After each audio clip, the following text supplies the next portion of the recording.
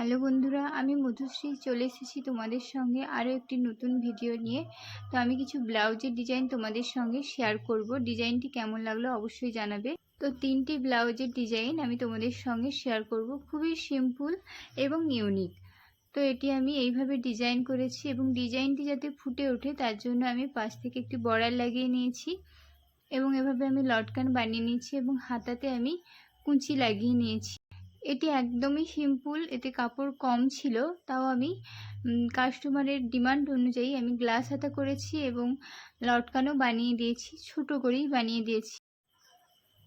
এই ব্লাউজটিতেও পাড় কম ছিল, সে কারণে আমি পাড়টিকে আর দিকে বসিয়ে দিয়েছি হাতার এবং পিছনে আমি পুঁতি দিয়ে হাইলাইট করে দিয়েছি পিঠটা।